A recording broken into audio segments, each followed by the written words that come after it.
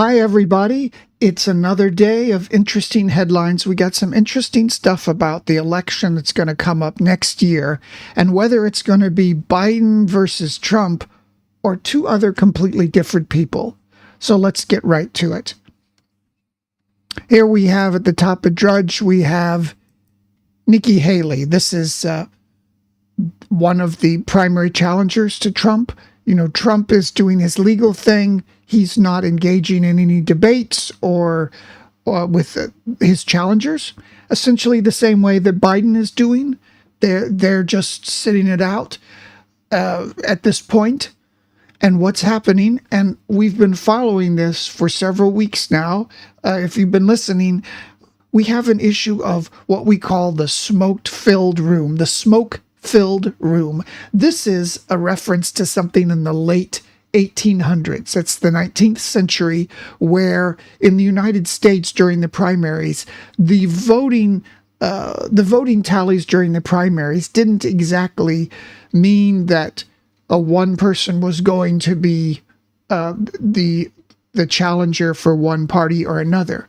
The bigwigs, the fat cats in the back room, who were thought to be these men smoking cigars in a smoky room, they would collude to decide who was the best person to put up for election. And we have this situation for several months now in the United States where, see, the media is not talking about it because they only talk about the surface thing. They very easily will report about, almost like the press releases that these cigar chomping backroom guys put out to float, to say that, oh, you know, DeSantis is looking good, or now Nikki Haley's looking good. And this article is all about, oh, now since she's so good and it looks like that she can win over Trump in the primaries, all of the big money supporters need to open their wallets and support her. Now, in reality, if we've been listening in the last couple of weeks, Trump's lead, and in particular his lead over Biden, has been increasing. So this sort of idea that Nikki Haley is surging, it most definitely is an opinion piece floated by the cigar smoking men in the back room who would like to replace Trump as a primary candidate. Of course, Trump, just like Biden, has many negatives. Trump is a chaotic personality who, despite, if you love him, you got to admit he has a lot of unforced errors. This is what we call in sports, I guess in baseball, when you make a mistake, he does a lot of things that are kind of crazy. And you know, if you talk about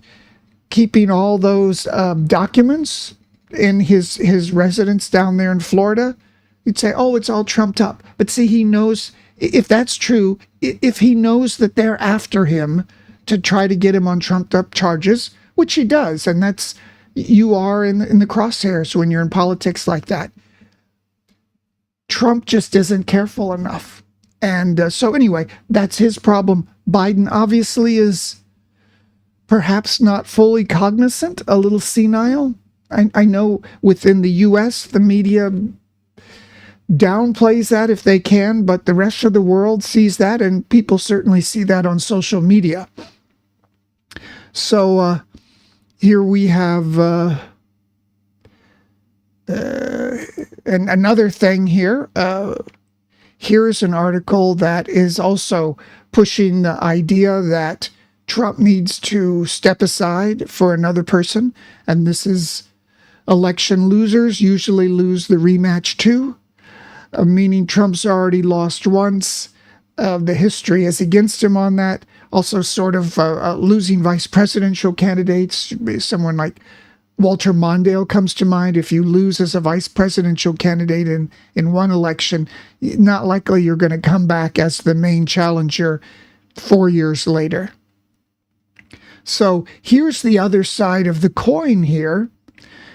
For the smoke-filled room, of trying to get rid of these old problematic candidates of Trump and Biden. Here we have Biden.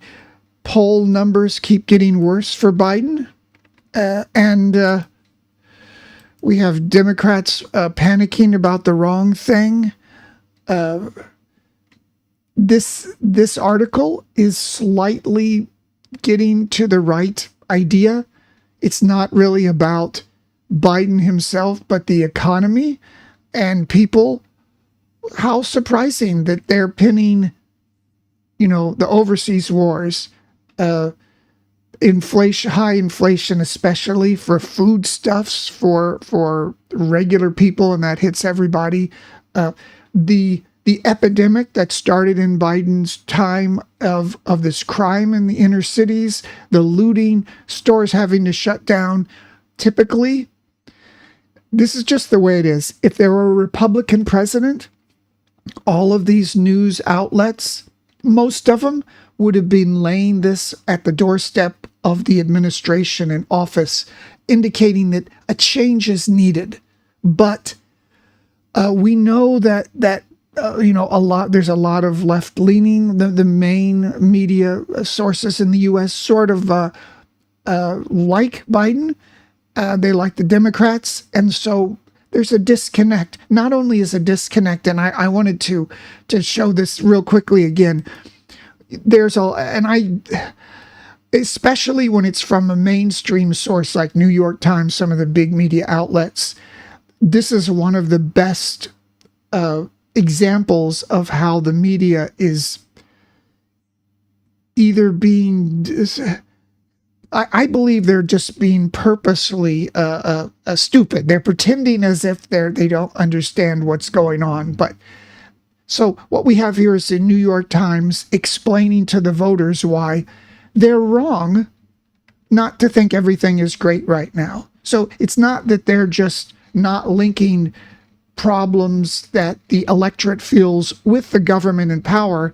They're actively going out to try to tell people, you're mistaken if you want to change because everything's great. And, like they say, but people, it's great. We have people are spending more. Consumer optimism is down. But, we come back to this type of idea. We have inflation, especially in foodstuffs in the United States, and all those other issues I mentioned. And this was the other thing where they have their expert here. What's causing bad vibes in the economy? Could it be the economy? No, it can't, because everything's great.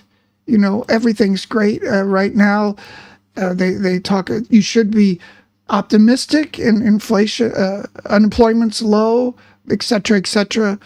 So this is an unfortunate syndrome in the media right now, where we have the media trying to tell people everything's great, and they're mistaken. So, you always have to wonder whether this syndrome is something that is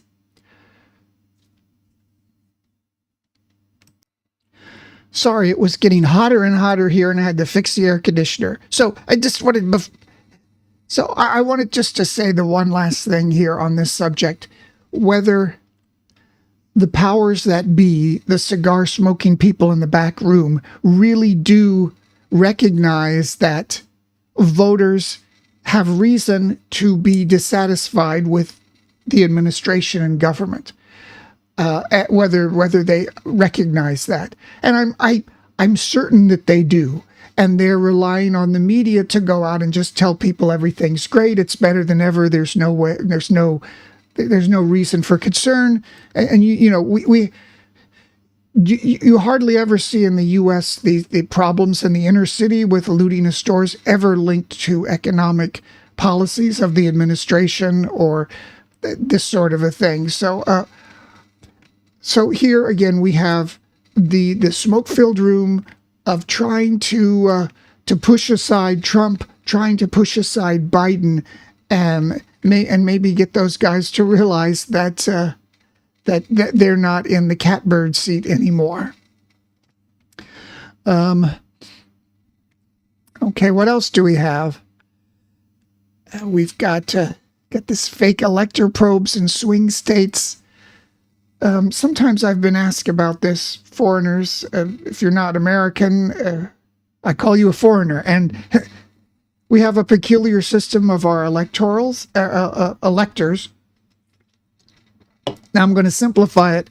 Basically, so when what people are technically voting for when they vote for president in the United States is not the president, even though his name is on the ballot. You're not voting for him.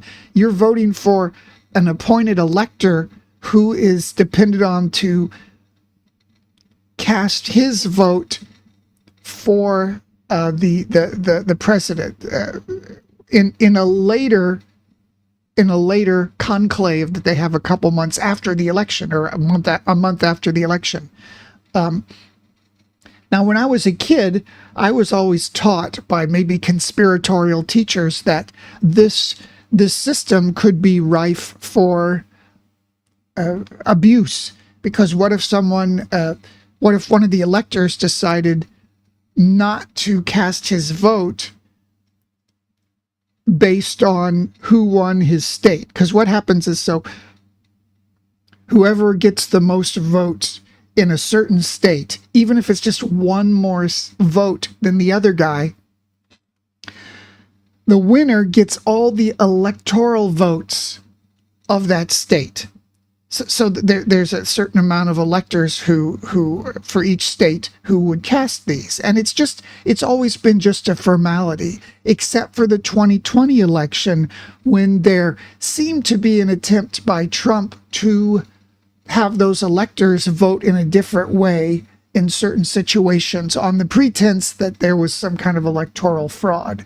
So this is this system that we've always had in the States. Well, I don't know, it would go back to when it was set up. But this kind of system is that we always thought could be a problem is finally coming to the fore. There was somebody daring enough to, I would say, abuse the system, which was Trump, by trying to get these electors not to cast their votes in the way that the popular vote went, but in a different way that had the potential of changing the actual winner at the end of it. There are good reasons why we have this system, and people say, why don't we just have the whole vote by who gets the most number of votes?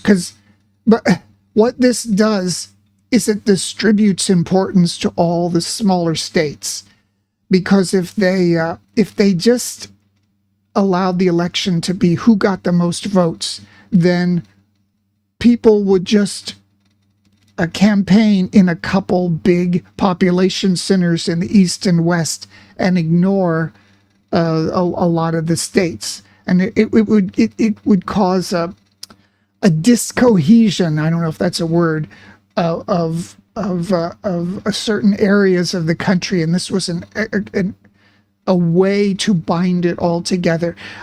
Probably there's a better video out there that explains the whole thing, but I think on balance, it's better that all the little parts of the country, the more liberal parts, the more conservative parts, all have to be accounted for by electoral campaigns. And this may, for smaller countries out there, if you're from a smaller country that has a more federalized system with everything being run from the center, it may be hard to grasp how the U.S. is. The U.S. is like 50 little countries, each with its own ideological bent. And even within that, you have counties and areas that are further divided. And this is part of the idea of, I would say, liberty that we have in the United States, that people want to not have a big federal power with one kind of rule over everyone. And so this electoral system does preserve that, and I would say it would moderate the campaigns of politicians at the national level. So that's these things are. I always try to explain them in a way that a non-American will understand them, because they're not really analogous to a lot of countries out there. And then, of course, you can hardly explain it to Americans at all, because I don't think they have much understanding of the system, their own system, the average American. What else do we have here? We have more of the hostage release. We have the Israel Hamas situation going on in the Middle East. Well, we have something about Thanksgiving, something about Meghan Markle, completely not interested in her anymore. Here we have this situation in Ireland.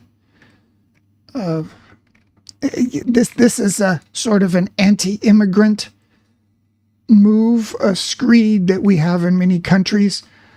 But since people aren't really allowed to question immigration without being called racist or violating the Western ideals, some of these ideas have been suppressed.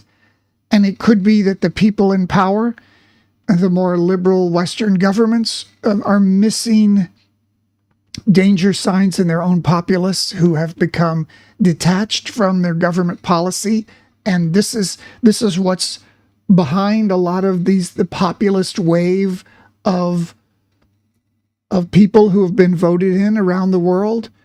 You know, the media and the politicians, the powers that be, just denounce it as right or alt-right, but it probably is a case of the governments that were in power perhaps not understanding or paying attention to popular unrest when it comes to allowing large amounts of what really amount to economic migrants enter into cities. And they're people, they're not like refugees who want to integrate into the society. They're people who make their own society, and we have cultural clashes that we should be big enough to deal with. But again, since the discussion on this is polarized, and anyone who questions immigration policies or wants to stop illegal immigration, or even says the word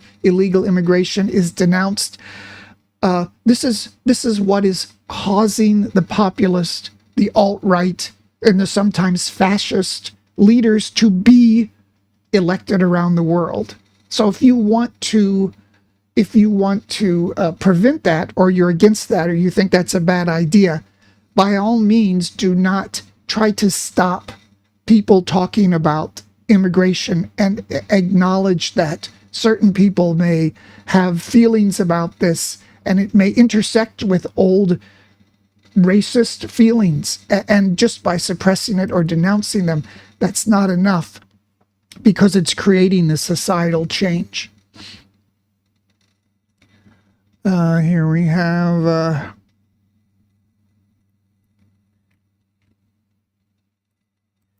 here's something that fits right into what we were talking about earlier. This is from the Washington Post, a very left-leaning media publication. They're talking about how expensive just a single meal is at McDonald's, and it kind of surprised, like, wow, you thought everything is great because we've been telling you everything's great, but we have the great disconnect. How come people are complaining about crime, inflation, foreign wars? How come they're blaming the government for that? Everything's great. Well, they are having to acknowledge this, and how these ideas have gone viral outside of media outlets like Washington Post or New York Times that tell you everything's fine. They go up on TikTok, and people are complaining and finding common cause, and especially the young people who are fleeing from Biden. That's one of the issues they're talking about. And maybe there be a very grudging acceptance that when you have high inflation that hurts people's pocketbooks, they might blame the economic policies of the government, despite what the media tells them the reality is supposed to be. So this is an interesting example of, I think there's a little surprise behind this. Like, oh, we thought everything was great, but we may have discovered what's behind this phenomenon of people questioning the government over the economic situation. Even in here, they acknowledge, oh, the economy is booming. What are you so concerned about? But they've got to admit now, inflation. And you can talk about overall inflation and meta things in terms of commodities and futures that are good. But when you got a McDonald's Happy Meal for $16, that tells people something about the economy, and they're going to blame President Biden or whoever is president at the time, despite what the media says. More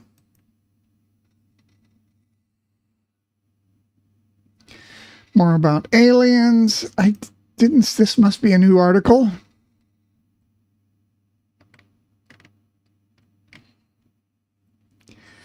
Yeah, I'm sure there'll be some more good alien things we can talk about in coming weeks coming up.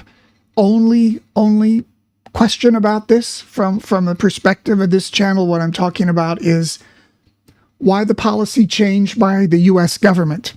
Because for decades, we had all the same data, we had all the same information, we had all the same whistleblowers. But only in the past few years, there was obviously a policy change. So instead of saying, oh, we've checked it all and it's nothing and we're not even going to spend any money checking on it, we've already checked, it's nothing. They were able to get away with that for decades, and the media followed along. Now they've completely changed the tune, and this can only be a change in policy, and the reason has to be why, and I'm not sure I know what that answer is. We have something about the war in the Ukraine. South America stories. We got more about Jeff Zucker. We talked about him, this super go-getter guy. Everybody wants to give him their money to run their companies. It'd be nice to know what that is like. The Chinese find new bat coronavirus. This is certainly a clickbaity article. Certainly one that's going to find its way into the news, because who's not going to be interested in that? I think for now, got to be very cautious about listening to any health or medical type of news from the media. Just there for clickbait most of the time. And Weatherman reveals struggles after adult webcam footage leaked.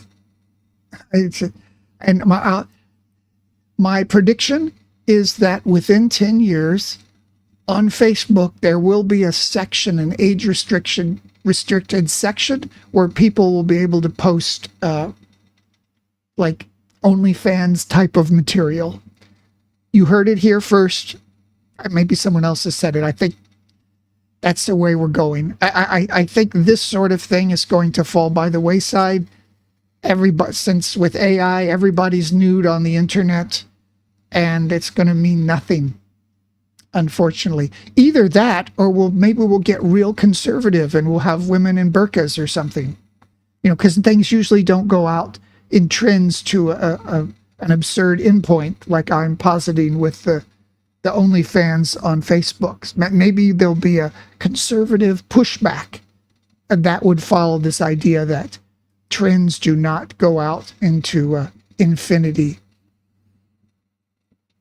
So I think this will be our last one here. I knew this was going to be an American one. I didn't want to say it until I saw it as Massachusetts. Unruly customers starting a wild brawl inside family-friendly Massachusetts restaurant on Thanksgiving Eve.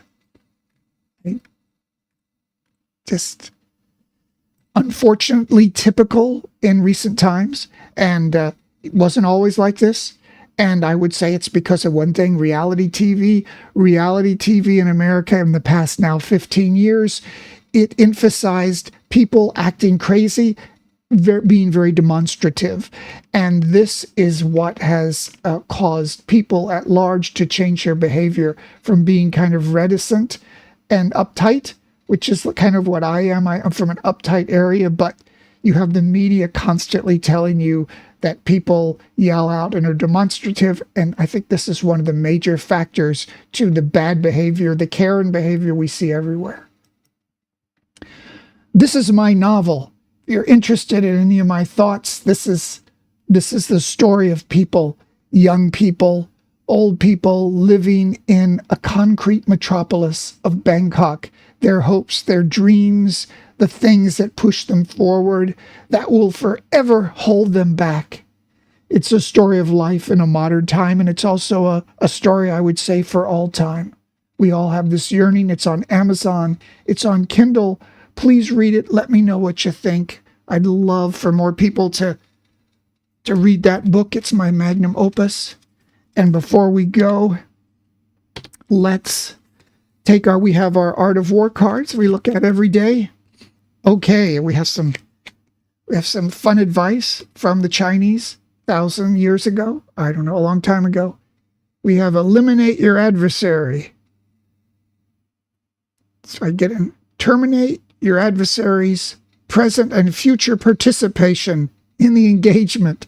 It's kind of a nice way of saying eliminate kill him, get rid of him.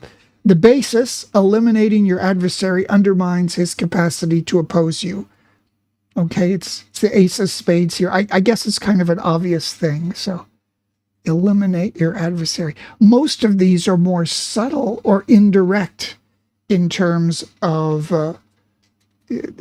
what to do. You know, like it's like you win, but other people don't know that you win, or you have another person do something that makes you win, but that person would get they would get the praise, but they would also get the blame or the revenge for having created the situation. So anyway, those are the headlines for today. You know, it's getting more and more interesting with the election coming up. And so I think we'll have a lot going forward with this smoke-filled room as the media participates in trying to shove Trump, to shove Biden to the sidelines. So we'll be paying attention to that. I will see you tomorrow.